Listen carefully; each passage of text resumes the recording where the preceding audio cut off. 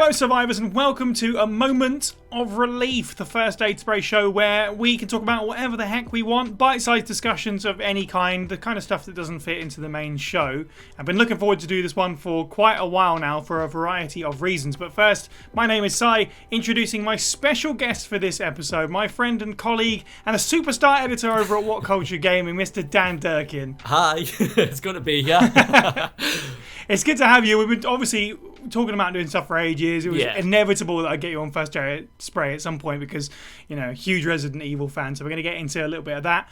But also we're going to get into Resident Evil 4 VR. That's the title of this video, podcast, whatever you've clicked on, either on YouTube or podcast feeds, however you consume this, or via our Patreon feed where you get everything a little bit early. So make sure to check that out as well. We're going to be talking about Resident Evil 4 VR, and I'm really glad to do this because every time VR comes up as part of Resident Evil in the news, like as the main show of First Aid Spray, we don't have a lot to say because most of the guys have very minimal VR experience and none of us, until recently, owned any VR kit.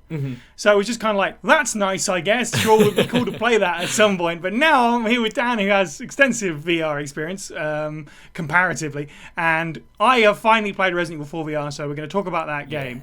But let's go back a little bit earlier than that before we get to that. Dan, what's your sort of story with Resident Evil? Where did you jump in? And I know Resident Evil 4 is really important to you specifically. I want to talk about that a little bit because, that's a thing. So originally, when I was a kid, my dad played Resident Evil 2 and I would just sit and watch him play that game and it scarred us for life. I don't know if you remember that WhatCulture recording that we did. I mentioned it on vividly. There.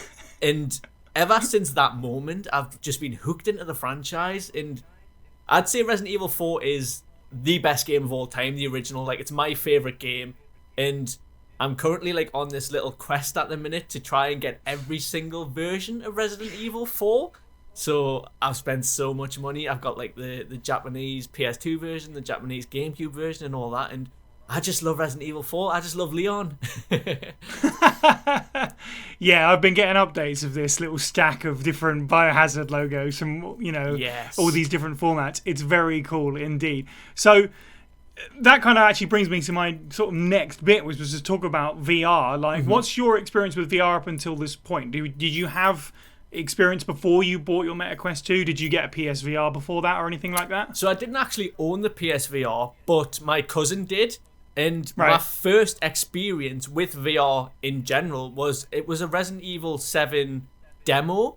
I don't know if you're familiar with it. It was like you were sat in a chair and it was kind of like this teaser. Very familiar. For the VR mode. And so it wasn't like the actual Resident Evil 7. It was like the demo for it. But that was like my first experience with VR. You just sat there and it's like very scary. And it was Resident Evil 4 coming out on the MetaQuest, which got me like into it. Like, that's what pulled us in. And that was the reason I bought my MetaQuest. I think it was an Oculus at the time. I think that's what it was called. But then from Resident Evil, Resident Evil 4 VR is the best VR game in my opinion. But I've branched out into other VR like avenues and games and stuff. But I think that initial Resident Evil 4 being announced on the Oculus is what like pulled me into it. I was going to ask that, of course. Like, obviously, it being your favorite game of all time. Yeah, it was kind of a done deal, right? It's like, well, I have to buy this system. Definitely. Does this mean you're going to get a PSVR 2 at some point just to play Remake like that? Or does that not count? It's not the same, right? The thing is, I considered it, but then it's the price of that thing. It's so much money to play one game. I know you can play Village as well, but I'd have to ask the wife because she'd probably kill us if I pulled up with a £500 headset. But I am hoping that Josh Brown brings his into work because he has the VR 2, I believe, and he has Resident Evil 4. And hopefully we can make that our next gaming challenge. I was going to say, or do a trade of headsets for just a bit so you can both go through each other version of RE4. I completely, when you talk about, you know, there's plenty of to experience out there in VR. We both have a shared love of rhythm games, so we talked briefly about Beat Saber and stuff like that. The other I think actually if you go on the Quest store, that's like the most popular VR game in terms of sales. I'm pretty sure it's probably always been at the top if I had to guess. But I'm not surprised that it was like Resident Evil 4, I'm going to buy this now. And yeah, I mean, my experiences pretty much match yours exactly to some degree. I think I talked about this a little bit before in the show, so I won't necessarily repeat myself too much, but yeah, I played a little bit of RE7 on PSVR, but my first ever experience was the kitchen demo that you talk about, which is not even, I don't think there's any gameplay. You just sit in a chair and get murdered, essentially. And it was like, okay, that was my first ever experience. And yeah, you know, I've had mixed results with it over the years, but the backstory to this, the reason that we're able to do this is that Dan is basically responsible for the fact that I own a MetaQuest. Because, as we talked about working together, we've been doing a little bit of a different thing over at WhatCulture Gaming since the beginning of the year. Sort of taking a break from the editorial stuff to relax a little bit and just to hang out and play some games. And we've been doing some challenges. And one of those was, in case you haven't seen it, and I'll put the link down in the description. You need to see it. You need to see watching this. It's so good. It's an experience. Yeah, it's a great video. It came out great. But I think just kind of on a whim, we were like, we should do a VR one. We should do Resident Evil 4 VR. How quickly can you get through the village onslaught at the beginning of the game? And that was my first taste with Resident Evil 4 VR. And several things I think come across in that video. One of them is me going, I need to buy this. Like, there's probably, I'm pretty sure there's a moment where I say, I really enjoyed this. I'm really interested to play more. And then I got home and just bought the system 2 days later because I really wanted to play more. But also the difference between me playing then, where I'm very stationary, I'm using the thumbstick to sort of move in sort of integers, I guess. Whereas you and Josh, that you've just mentioned, you both have VR experience. Yeah. So watching you guys at play, you're like spinning on the spot, looking over your shoulder, looking down out of windows, crazy stuff like that. That now that I've played the game, I totally get. First experience, I was like very rigid about it. It wasn't necessarily fair to do a challenge video with two people who weren't familiar with VR. It was kind of rigged from the start. Kind of, but I'm not mad about it because, like I said, the reality of the situation is it led me to playing Resident Evil 4 VR in full. I'm very glad I did. So let's talk about the game. Let's talk about our experiences with it.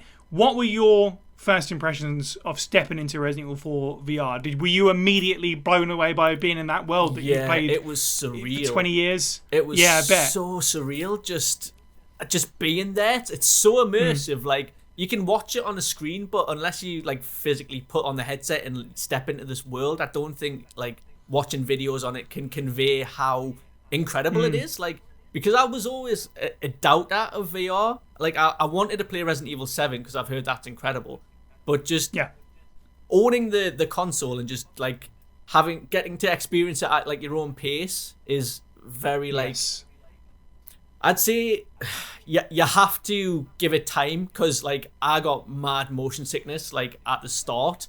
But I just pushed through and I got used to it, and I think this is like the definitive way to play Resident Evil 4. Like, I'm gonna just put that out there. Straight out of the gate with a strong take. I love it. Because I probably agree. Like, on the First Aid Pro Discord server, the week or two that I was playing this, I just wouldn't shut up about it, to be honest. I just kept bringing it up. I was like, I just done this. I just had this experience. Like the game was brand new. And Resident Evil 4, I've said it many times, it's not my cup of tea when it comes to Resident Evil. It's not the game that I know. We disagree on that. We'll get into that. That's something at least.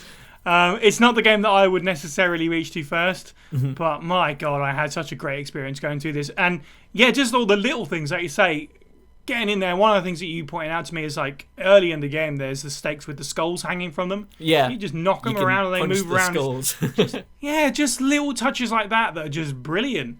But just being in that world. And there's something really interesting about the graphics of it. Yeah. Compared to RE7, which is still, it's not like, that you're not in the real world. We're not at that point yet. But this actually being lower fidelity really helped me. There's something about that where it's like, there's something cheesily cool about like, I'm in a video game. I'm also in a video game from 20 years ago that I grew up with or whatever. Stepping foot into that first house and stuff. It's crazy. I got how motion well it sickness, works, doesn't it? Like, it's incredible with the graphics being like as dated as they are. Yeah, and then it is weird because I say that at the same time, you play it for not even really that long before.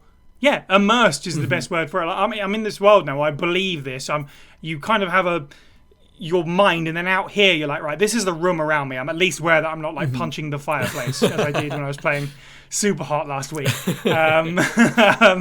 You're at least aware of your actual surroundings, but with it all enclosed around you with the thing on you, you kind of lose track of that.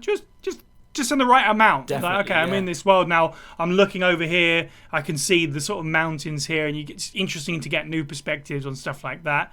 I want to talk about that a bit more when we get into it as well. But definitely mind-blowing. I had a little bit of the motion sickness. You witnessed this in the office when I had a bit of a trial run with it, and I was like, okay, first time I put a headset on in a very long time, it definitely threw me off. But I acclimatized to it really quick, and I don't know if that's the progression of VR since the original PSVR to the MetaQuest 2 getting stronger, or the fact that it's got dated graphics so it doesn't throw your brain off as much, or any combination of which. But thankfully I kind of acclimatized to it quite quickly, so I could put in pretty long stretches of time with the game. There are so many little things in this game that we could just sit here and shout out. So basically let's just start doing that. Okay. You know, some things that really like stood out to you as like, this is an awesome moment that I got to experience in VR. Do you know what it is? It's the first time you reload the pistol. I know that's really like basic, but just you've got the controller in your hand, you drop the mag, and you've got to use your other hand to physically get the thing out and like cock it, and it just blew my mind. It's like, at the start of the game, obviously you fight the first Ganado, and then you kind of just chucked into it, especially with the village section. Like, I've played through Resident Evil 4, I'd say over 140 times at this point. Like, I've still got my PS2 save where I think it's around 136 it has on that one save, because Resident Evil 4 was like, it was my comfort game growing up. So, and then I've played it on all the other consoles like Xbox 360, PS4 and all that. But like, going into the village in VR for the first time, I was like scared because you're just there. And I think it's just an incredible game anyway, but this immersion just adds a whole nother layer to it. Yeah. I'm so glad you went. It's kind of the easy one, right? But it is, and it never stops being satisfying, the fact that you have to manually reload your weapons. I just said, I'm in the First Days Pro Discord server, just not shutting up about this game. I swear every other message was just like, oh my god, I just got this weapon and the reload for it's really cool. Like the rifle, I've got to pull the thing back on it after every shot, which is frustrating because it's meant to be. Like and it adds that tension to it, like it does in the original game, perhaps even more so.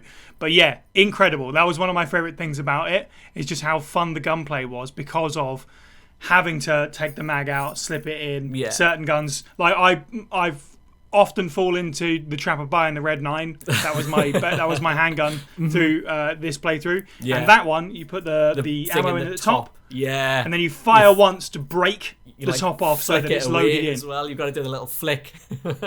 Incredible. Like with the Magnum as well, like stuff like that. It's just awesome. And at first, it really adds to that element. Like you say, you get into the town square, everybody's coming at you.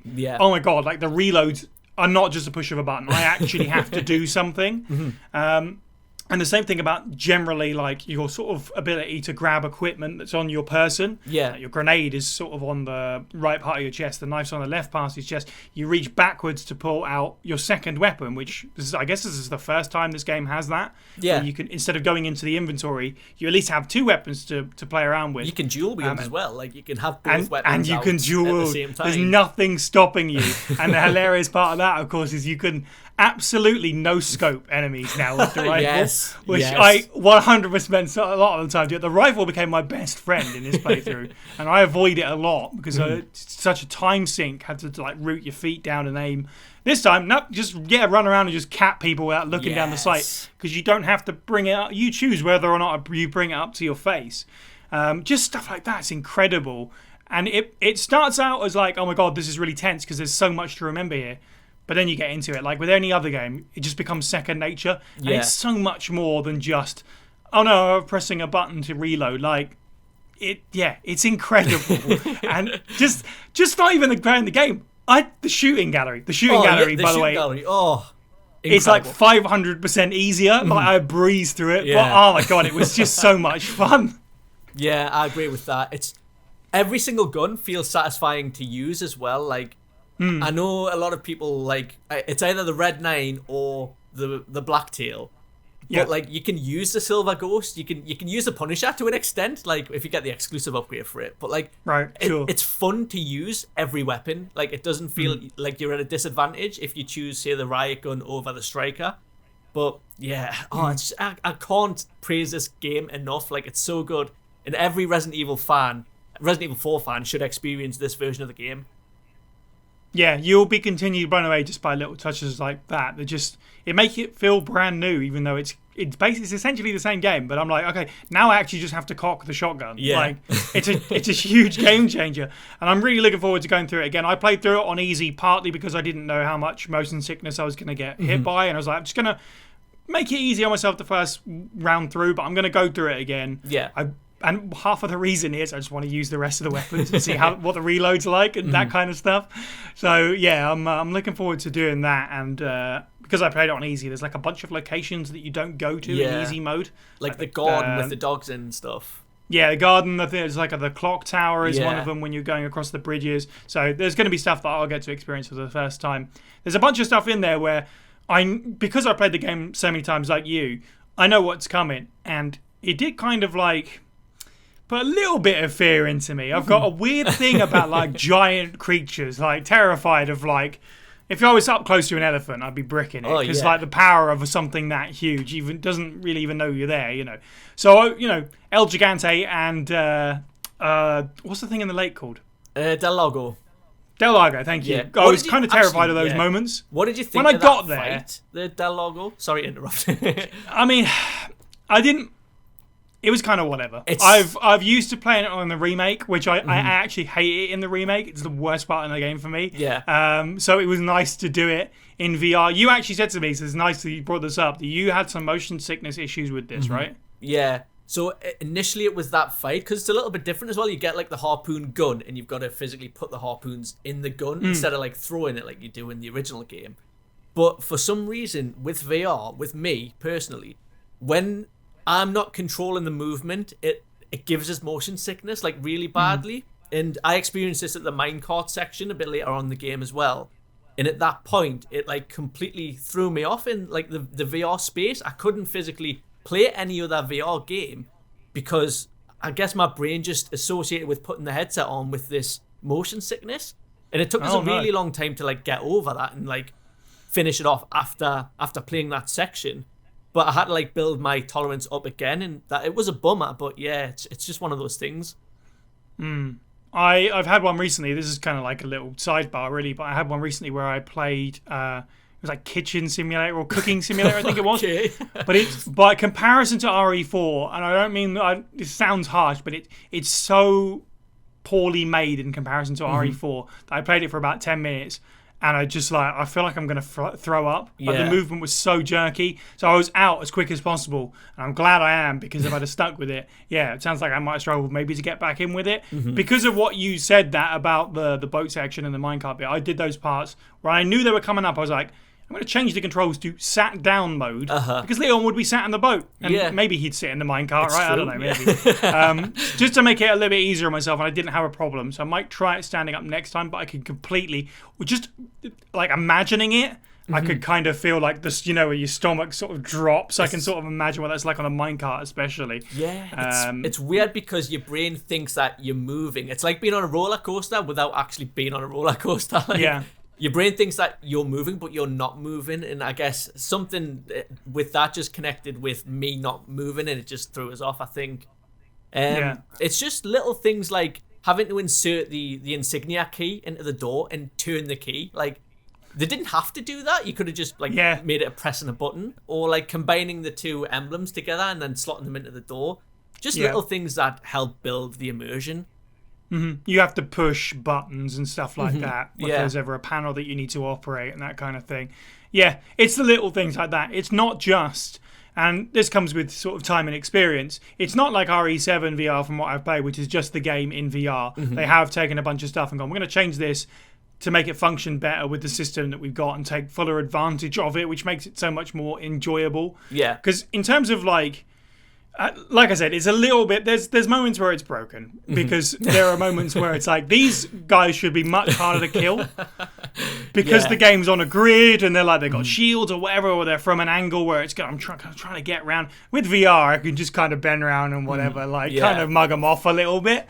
But that's kind of part of the charm, right? Like I actually kind of enjoyed that I could abuse it a little bit because I knew how it worked. The guys on the giant dragon things with the spewing the fire, nothing in VR, not a problem. It does fundamentally break the game, being able to move and shoot at the same time. Like you don't really think about it, but it really does. Like you feel overpowered once you've gotten used to the controls. But I think that's offset at the start of the game, especially if you're like new with VR. You kind of finding your legs a little bit. So I think the earlier points of the game are like better for that. But I still had a blast all the way through, apart from that minecart section. I was going to say, is there really any negatives to it beyond the motion sickness? Because I don't really have anything that I was like, this is definitely worse than the original. I think everything about it, I was like, I'm enjoying this more. Even the broken parts. Yeah, one thing I will say is when you like shoot an enemy to stun them, you run towards them, you like press A to kick, it goes out, so you like kind of kick them in third person. But then I'm thinking, if you did that in first person, would it be weird and like, because your head would be moving, I guess? I don't know, like, what would be a good way to do that if they weren't to have done that. But that's kind of a little bit immersion breaking at times. How did you feel about the cinematics as well being like on a screen? Yeah, it's a little weird, right? It basically, for those who haven't played, I imagine there are a lot of people that are potentially watching or listening to this that haven't had that experience. The way that it works is essentially you get to a cutscene and everything around you goes black, and you're just watching on a screen the cutscene play out. In my case, didn't watch any of them, skipped all of them, but seen them all before, right? But hey, it's an incredible game. You got to watch the cutscenes just to experience the Leon charm. I've been there, I've experienced it, it's fine. They're fine. I think they did what they could. Like, that's the most logical thing to do. Like, there's no way, because those are all, I don't actually know if they're like the baked in ones. Like, if you changed the costume, would they swap? Or are they they rendered the way they are and they're just the way they are? I'm not sure about that one, you know. Because it depends on what version of RE4 you're playing. Otherwise, obviously, the PS2 has got like the really murky cutscenes where they don't change. I think these are probably just kind of like that. These are high res enough. It does take you out of it a little bit, but it's probably the best they could do. It's not like they could remake the cutscenes all in engine. That would be a ridiculous ask. And also, there'll be probably lots of vomit happening because there's a lot of rolling around and So I tried Doom 3 VR. Which it's not like an official game, but that does a thing where the cutscenes take place in the world. So you're the camera. So you're like moving from scene to scene, but you can still look around. It's really weird. So I can see why they did that. But yeah. That sounds like it's all in engine though, right? Like if you could do that. It must be. Yeah, that's the difference. That'd be kind of cool because it'd almost be like a nod to the fixed camera angle if they could do that with Resi 4. Be like, oh, hey, this is how it used to be. That'd be cool. But yeah, that would have taken a lot more work, I think, to just rebuild all those cutscenes in the engine. Yeah. So they already put enough effort into all the little bits, like we said before, certainly. Have you had a chance to play Mercenaries yet? Because I haven't had a chance to dig into it. Is there anything interesting or different about that, or is it just... Yeah, I've played a little bit. I remember using the Chicago typewriter in Mercenaries. I don't know, I can't, because it was a while ago that I played it now, so I can't like specifically remember the ins and outs of it. But yeah, it's just more Resident Evil. It's just fun, isn't it? It's good to experience the combat in a different setting, and it forces you to use like different guns and stuff. But I'd definitely recommend you give it a go. Yeah, I will make time for it at some point, like, because all the loadouts are interesting and all the characters and stuff like that. It's I had a really good time playing through Mercenaries, what was it, a year ago, 2 years? Probably for the first time. It's never really appealed to me. And I was like, this is actually, I get it. This is actually really fun. What I've been missing out on for ages. So I will go through it in VR as well and then go through the main game again. It's so weird after all these years to be like itching to play Resident Evil 4. But I'm looking forward to getting back onto it. And you kind of led out of the gate with the strong take. But kind of same thing here in the sense that I feel like my VR experience has peaked. Like I started like nothing's ever really going to top this, which is a real problem. Yeah. I spent all this money on a headset for that one game, and everything else is probably just going to be okay. Definitely, I can agree with that. But you'll always have Resident Evil 4 there to play. Does it? It's true. Does it make you want to play the remake more? Do you think? Like in VR? In VR, sorry. Yeah, it does make me want to play the remake in VR and compare them. There are reasons for and against that. One of them being that just because it's high fidelity, it'll be scarier. So, and we're going to get to that as well. It's definitely something I want to talk about before we wrap up. But yeah, it's made me more interested in it, if not for the fact that unfortunately, as you say, the PSVR 2 is quite expensive after having already bought a headset. Oh yeah, it was kind of one or the other, really. And you sort of sold me on this one first, so that's kind of how it worked out. But how maybe one day. About the exclusivity of these VR games, are you against that or are you for it? Because it's difficult, isn't it? Yeah, I'm not a fan. Yeah, it's difficult because it's a similar question to when you just talk about console exclusives, because that's essentially what it is. The Quest is a console, basically. I bought a console, so it's going to have exclusives. I would like, especially in the case of this, being that it's Capcom, they're very friendly about ports and making sure everything's available to as many people as possible. Yeah, I would love for this to come to PSVR, the Resident Evil 4 Classic. I don't know if it would convert the other way if you get Remake 4 on VR 2, but I'd like that to be the case, absolutely. Like in an ideal world, because it's such a specific thing that you're buying. You're not just buying a games console. Like this, when you buy a VR platform, you already know that I'm going into a system that has not a lot of games. It's a lot of novelty and experiments and stuff like that. I tell you what, I had a lot of fun playing. I think it's like Horizon something Worlds. It comes with the thing, right? And you just wander around these worlds. There's people hanging out. I think it's where Ariana Grande does her concert. And genuinely, and there's like a base shooter in that, and I played that accidentally for an hour the other night and had a really good time. But it's super simple stuff, and you very rarely get a full game on either system, and every time it's Resident Evil. Like on Quest it's Resident Evil 4, on PSVR it's Resident Evil 7 Village and 4. They're the kings of VR, and apparently that's across all systems. That's what we've learned. So you can connect your VR headset to your PC as well, and there's mods of Resident Evil 2 Remake and stuff like that, which I really want to play at some point. I don't think that sounds horrifying. Good enough, but it's having that option there. It's a mod, so it's probably a little bit janky, but it's there. If you were ever interested in that in the future, you've got that option. But back to Resident Evil 4, what's your favorite part of the game? That's really tricky. I'm so tempted to say the shooting gallery. Honestly, I had such. Do you know what the little thing about it is? And this is just another example of just little dumb things. I bet you smiled at this as well. When you complete a shooting gallery thing, obviously you get the figurines come up. I know what you're gonna say. Did you not pick them up and be yeah, and bang them together like action figures? You get Leon pointing a gun and a grenade at the same time. You're like a kid.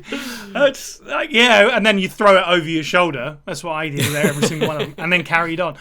So weirdly, that is a standout for me, which is the most non-thing in the game. But there is a bunch of areas where I was that was awesome when I got out of them. Fighting the Gigante is one of them. Yeah. Because I sort of started to say I was kind of a little bit nervous about it because it's this giant creature and I'm running around through its legs. I was a little bit kind of terrified of how immersive that was going to be. And it was really surreal when you climb up on its back and you're this close from the Plagas and you got to swipe at it with a knife. Yeah. But once it was done, I was that was pretty awesome. It has to be said. What about you? There's so many standout moments in the game itself. So picking one is so hard. The village would be the easy way out. So yeah, I'm gonna say the first Gyarados fight, especially if you take Ashley down with you. Doing that and he's just kind of creeping around and you can walk up to him and just lean in a little bit and almost touch him. It's so good, and just shooting the bell and stuff. And I'd say the castle's probably my favorite part of Resident Evil 4. I know that's probably controversial. I don't know how you feel about it. You know, I might have thought that it's controversial until playing this, because it is really fun. Like, you get to take in the sort of opulence of the castle a lot more when you're up close to it and get to appreciate some of the textures a lot more. And I just really found the layout really pleasing this time around as well. Maybe that's part of just being in there. Maybe it's just coincidental. But I had, great time in the castle. And also, and this is the first time that I've played the original RE4 since the remake came out. Okay. So I had that context of being like, oh yes, I remember what this is like from the remake now. Here it wasn't the original, like twisting backwards. And the island is a lot longer than I thought it was. Like, there's so many areas in there that they didn't do anything with in the remake. I was like, oh yeah, the bit where you climb on top of the vehicle and it moves down and stuff like that. I got killed there a few times. But yeah. So, are you going to go back through this on professional, do you think? I don't know if it's professional. I think we'll have to get through normal, right, to even get to unlock the difficulty. So I've got to get through it at least once. But who knows? Maybe I'll be hankering to get back into it afterwards. The thing that I was going to ask you is, like, again, as someone that's played RE4 and very familiar with the game, was there any moments where you were like, I'm scared? Like, for the first time in however long playing this game, I'm actually on edge. I think everyone's going to know the moment. Probably. With the regenerators and the breathing and the nightmares. Yeah, that's up there. It's always that, isn't it? It's always going to be that. Just seeing them up close, it's terrifying. It's terrifying. I know they're like low res or whatever, low poly, but it doesn't matter. It really does.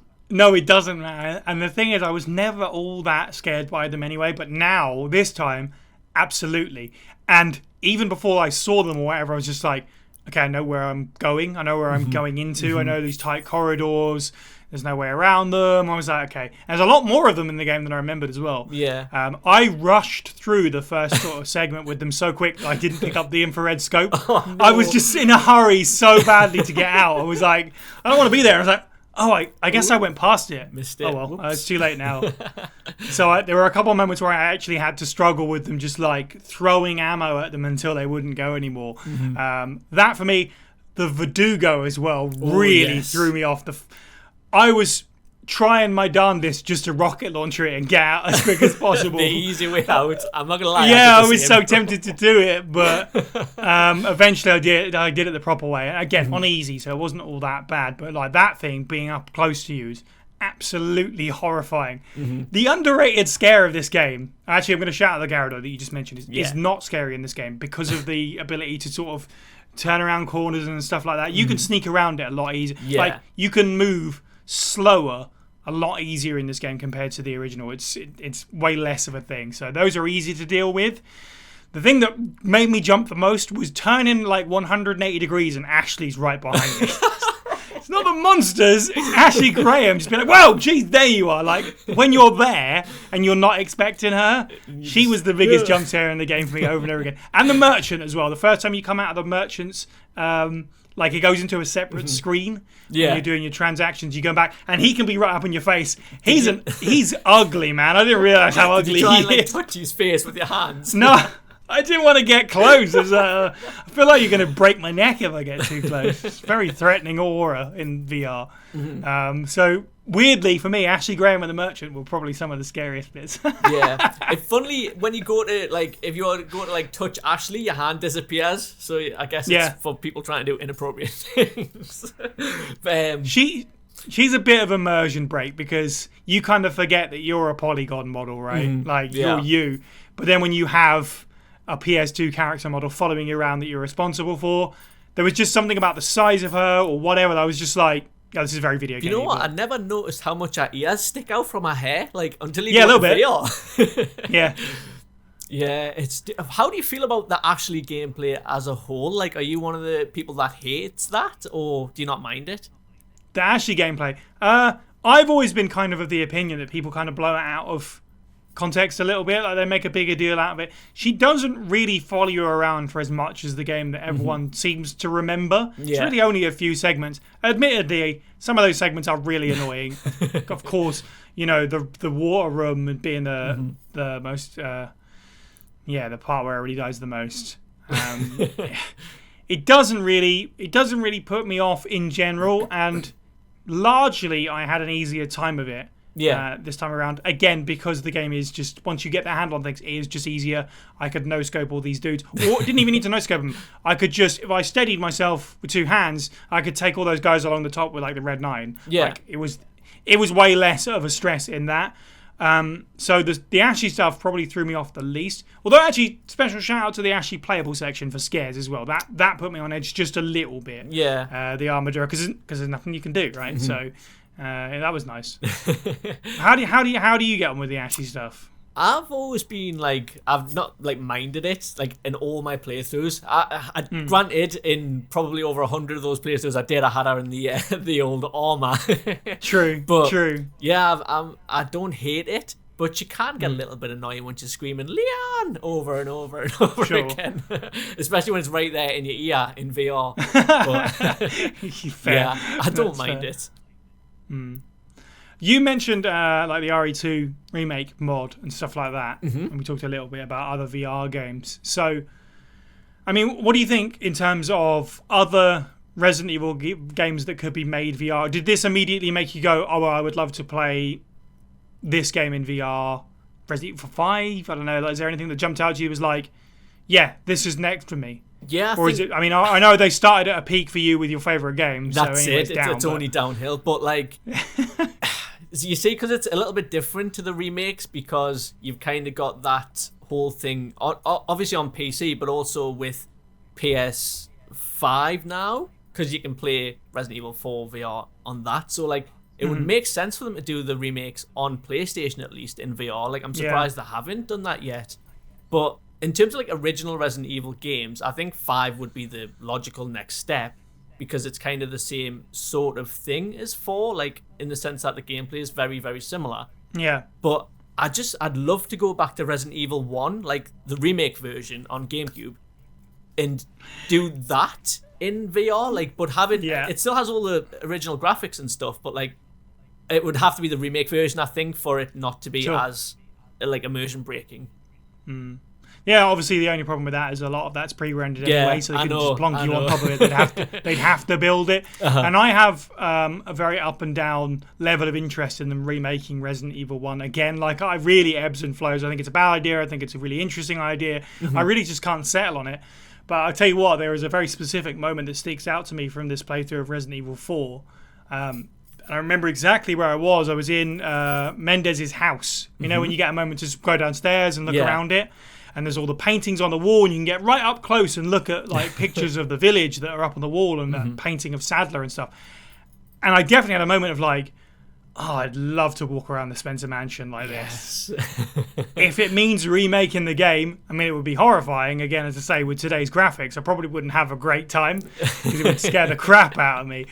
But walk around the Spencer Mansion in VR, even if it was just like a dummy experience and not the full game, where it's just like, here's the location. It doesn't even have any enemies in it. You could just wander from room to room. Like, even if a fan made that, the atmosphere, I'd be instantly on it. Definitely. So with my headset, it's side-loaded it, so that means you can put like custom like software on it and stuff. And I've made my background the RPD, so like when you load into the actual Oculus headset, you can see like the statue and all that, and it plays the music, and just having that, like, you can't walk around, but just being in the RPD, it's the remake version. It's incredible, so it just makes us want to play Resident Evil 2. And I think probably like the Lost in Nightmares Resident Evil 5 DLC as well, like if they were going to do Resident Evil 5. Oh, look like, at that. Put in a deep cut. I like it. Like doing that in VR would probably be great, because that's scary at times and it's very atmospheric. But yeah, I think Resident Evil 5 would be the next logical step. Do you think it will happen? Do you think they're going to make another one, or do you think it's kind of one and done? I don't know now, because I think they're more focused on the remake stuff, which sucks, I guess. But what can you do? It's weird, because Resident Evil is just like I said before, it's kind of, it does a little bit of everything in every console for everyone. But there have now been like 3 PlayStation VR games, and this felt like a weird outlier when it happened for multiple reasons, not just because it's on the Quest, but you're doing a VR version of the original Resident Evil 4 while the remake was coming out. I was like, this is a really odd decision. I mean, we both said they completely smashed it out of the park. Oh yeah, definitely. But it felt like an oddity. It feels like an oddity. I don't know if they'd make another one, which is a real shame. I would be there no matter what game it is. Obviously, I'm going to play it because it's Resident Evil, but I would be excited for it. It doesn't, maybe with the exception of 6, right? But mostly just because it's like that's a lot of game. It is, isn't it? Yeah. So, but I really hope they do another one. And who knows? Maybe I think the review scores to this are pretty unanimously positive.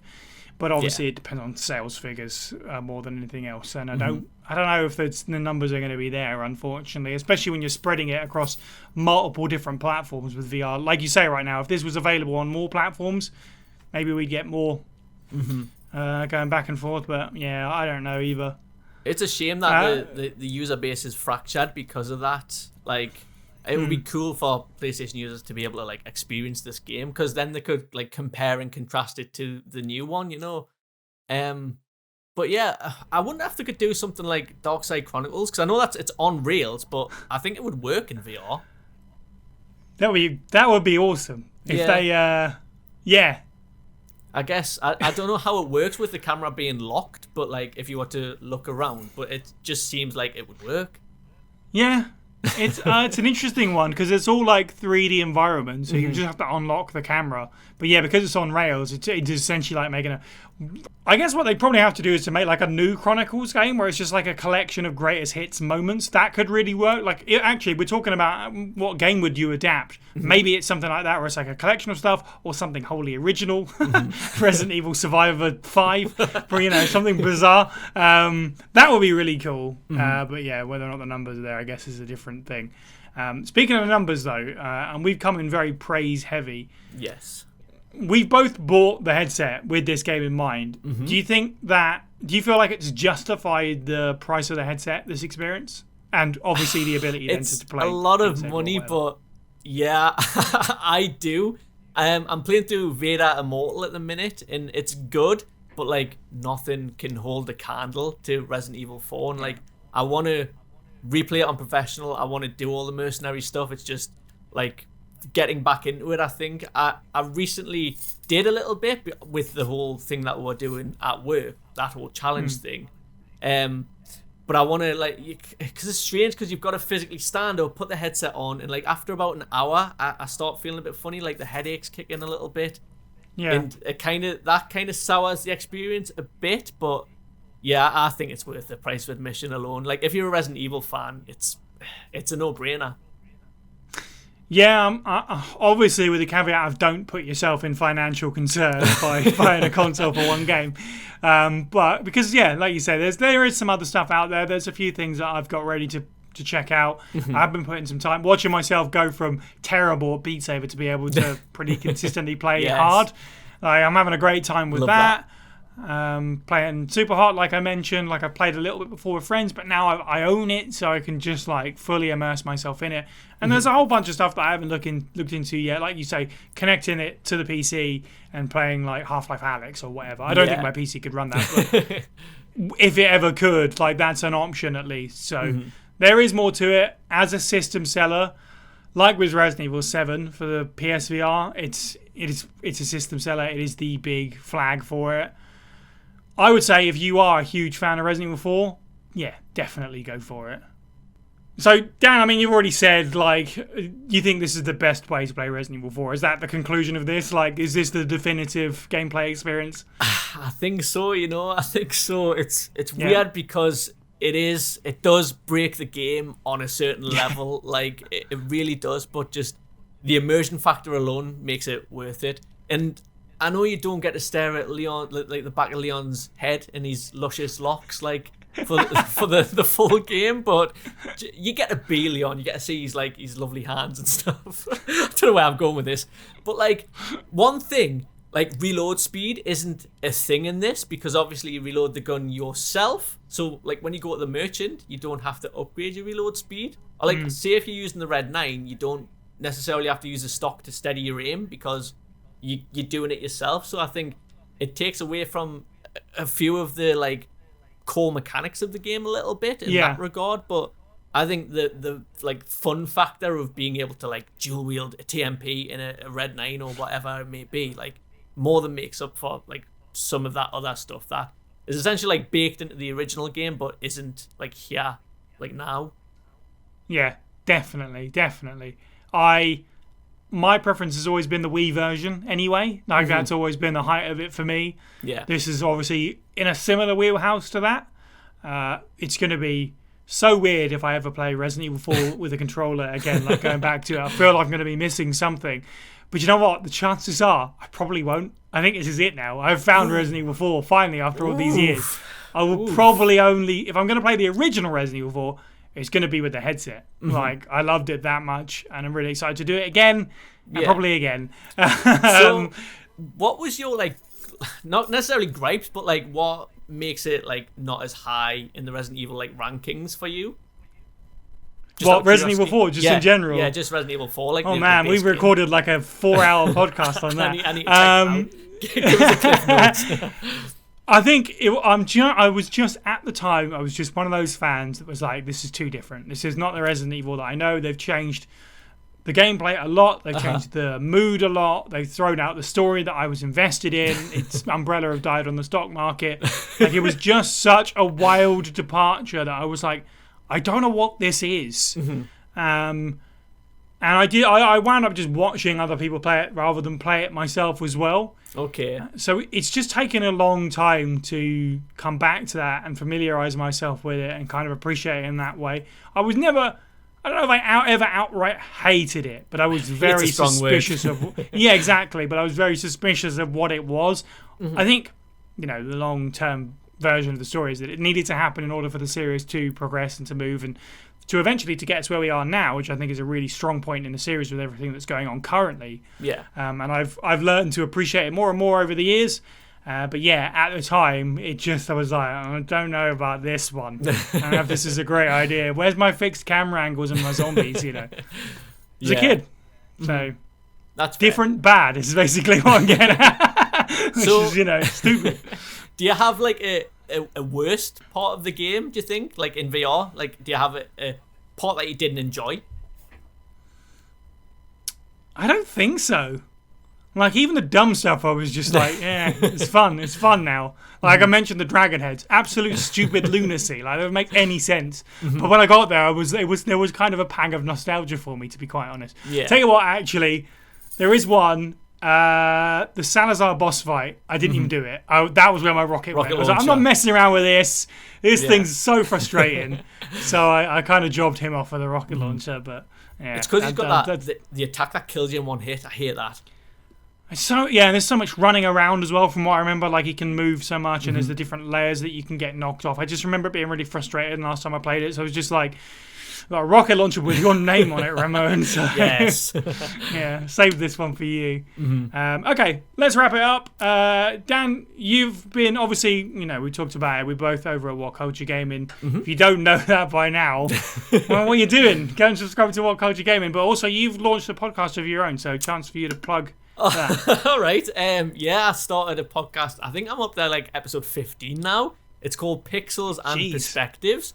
It's basically just me and a bunch of... Well, it's a solo show, but I have guests on. I have, like, my friends on and stuff. And, Si, you need to come on. Like, this is me booking you. Like, whenever you want to come on, please do. Yeah, absolutely. I've got so much I want to talk to you about, like, more than just Resident Evil. And, like, I just want to pick your brain because I think it'll be really interesting. But, yeah, Pixels and Perspectives. It's on, like, Spotify, iTunes, all that good stuff. Yeah. All right. Well, go subscribe so you can see the episode that I'm on when it comes out. Yes. That's clearly what it is. That's what it is, right? Cool. Well, as I said at the top of the show, go support First Aid Spirit on Patreon to see episodes like this early. Thank you for watching. Do leave us a like and all that good stuff. Dan, thank you for... I almost called you Daniel then. I almost fully first named Full you. name is... Thank you for joining me. Thank you for having me, Si. Like, I just love talking about Resident Evil. Cool. Thank you for watching or listening, and have a good week. Bye.